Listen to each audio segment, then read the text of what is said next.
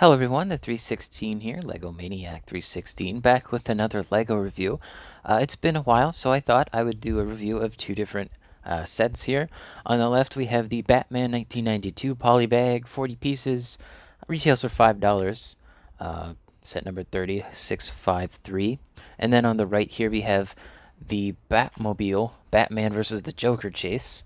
76224 is the set number, and it comes with 438 pieces. The retail on that one was $47.99. I'm pretty sure that's right. Anyway, let's take a look at the polybag packaging first. Pretty standard. It does say DC on the side there. I usually like to keep the polybags intact, but I ripped this one by mistake. But yeah, just standard polybag fare. Since I ripped it, I'll probably get rid of it. And then for the Batmobile box here, it's a nice box. Obviously, you'll see this at the store, but just doing a quick overview of the box real quick. There's that side. There's that side. Here's some legalese on the bottom. And on the back you have the play functions of this particular set. And Joker in handcuffs. Anyway, it's a box. It's a poly bag. Standard fare, what I'd expect from Lego. So let's start off with the poly bag. This will be pretty quick, but here's Batman 1992 as it said. And yeah, that's a good minifigure. It reuses the rubber cowl and cape piece from the UCS Batman sets, as you can see. It just has a different bat logo. And the torsos are a little different. You can see this one has the muscle detail, whereas this one is more of the square detail, like in the film. So, good enough, right? But if we go ahead and take the figure off real quick, you can see... Ooh, that hasn't happened before. All right, pull up on that. You can see he does have the bat symbol underneath the cowl and cape piece. And he does use the newer sunglasses print and just the kind of normal looking face print as well. There's also a batarang on the back of his torso as well. This torso is the... Actually, it's different. I just noticed that torso and this torso are different. We will take a look at that. But, good little minifigure. And here's the rest of the set itself. This is supposed to be similar to the UCS set style of Gargoyle. I built this so many times. I think this is the 5th or 6th time. But it comes with some good pieces, whether or not you really care for the Batman figure. But, $5 for this. Good minifigure. Yeah, just solid little polybag. I recommend if you can find it. I know people are struggling to find that, though, because they're getting bought up everywhere. Anyway, let's move on to the Batmobile set itself. It comes with two minifigures. It comes with a new Joker and a new Batman. This Joker is in another set, but he comes with a purple hat. This one he comes with the green hair, and that's why I picked out this particular one. There's the back printing for you, and he does not have an alternate expression on his face. This is the only expression he gets, which is such a shame. They could have easily did a second print, but because the other set had the hat in it, that's probably why they didn't. Now this Batman is different to the torso on that one. This one does have the detail on the torso, but you can see it does come with a new Batman helmet mold. It is dual molded as well, so you don't have to worry about having the white printed on the actual minifigure headpiece. The muscle detail is very similar, but if I take off the cowl piece on this one, you can see that the torso is definitely different. The printing is different as well. This one on the left here, you can see it is a little misprinted on the belt, but whatever. A lot of people have that issue. But, no symbol on this one, symbol on this one. And on the back, I think they're somewhat similar. Yeah, so on the back, they are similar, but if you noticed the outlining, there's outlining around the dark gray sections, whereas on this one, it's just dark gray. I don't know why they outline those dark gray sections. I think it's kind of weird, but similar minifigures, not the exact same. I still prefer the UCS one, but this one's pretty good, and it comes with a new, dual molded piece. As you can see, the white in there, I like it. And for some reason, I think this reuses the Scott Lang headpiece. I could be wrong on that. Maybe it's, I know I've seen his head before, though.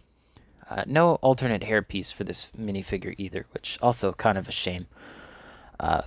Going back to the Joker minifigure for a second, I almost forgot. I wanted to show him next to the UCS version.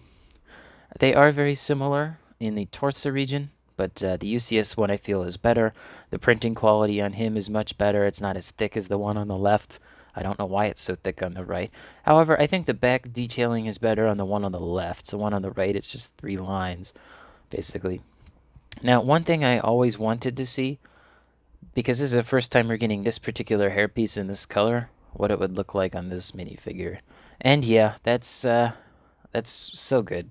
This is probably how I'm going to display the UCS minifigure version, and I'm going to display this one with the hat. So for the rest of the video, I'm just going to have him with the hat on. This looks so much better. So much better. It just looks great. So I'm going to put him back on his little stand I have him on, and I'm going to set him aside. Now Batman, he does come with a few accessories. Number 1, he comes with the line launcher, and you can spin that as well. Good little build, nothing too unordinary.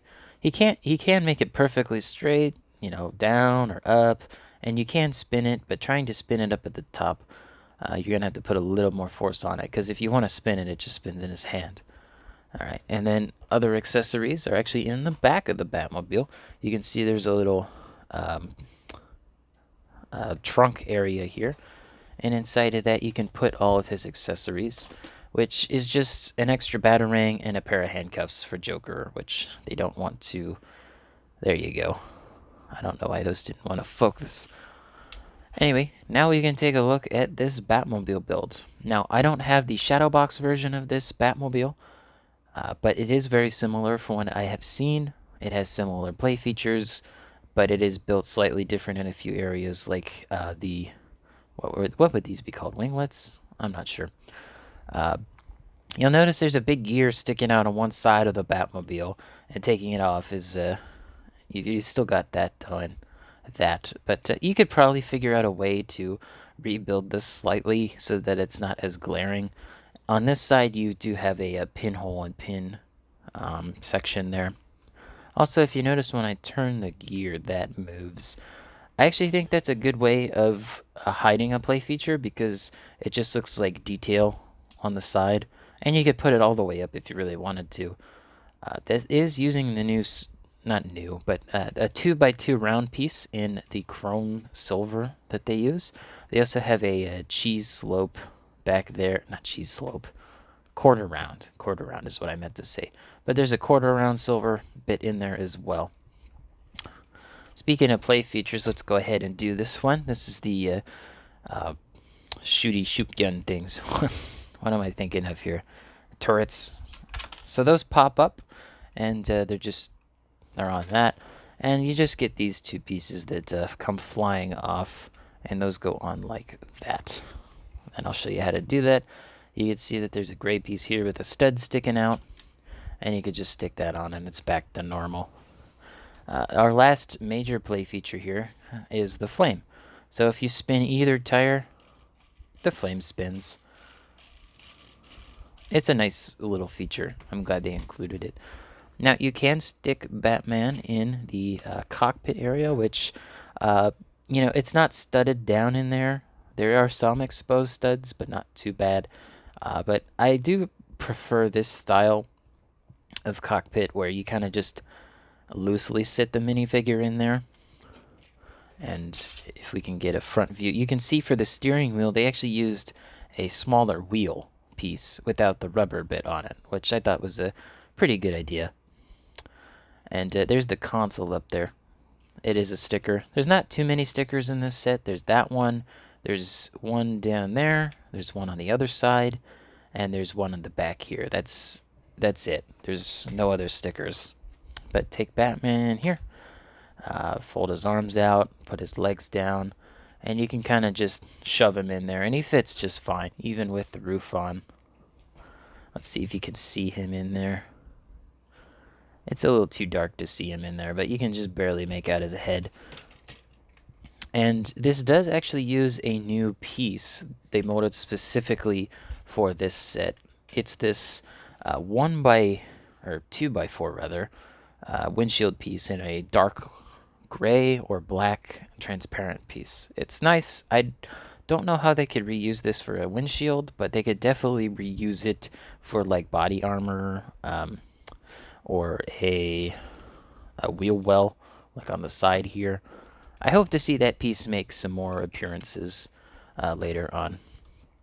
I do like how this vehicle was built. It's very heavy, and while the price point is a bit high, I definitely think if you're not getting the Shadow Box set, this is worth it. Again, I still think the price is too high for what this is. Again, I would have liked to have seen a few other things included with this. Maybe the option for it to turn into the Bat Pod, that would have been nice. But good sets here. I definitely recommend the Polybag. Again, if you can find it, they're very cheap. People are buying them up and reselling them. But good parts in there, good minifigure. And again, if you're not buying the Shadow Cave, the Shadow Box, the Batcave Shadow Box, then this is probably what you're looking for. Anyway, I hope you guys enjoyed this video. Let me know if you want to see me do some more LEGO reviews. I don't really have anything on the backlog. I've mostly spent most of my money on the action figure side of my collection at the moment, but don't forget to leave a like on the video, subscribe, and hit the bell. And as always, peace.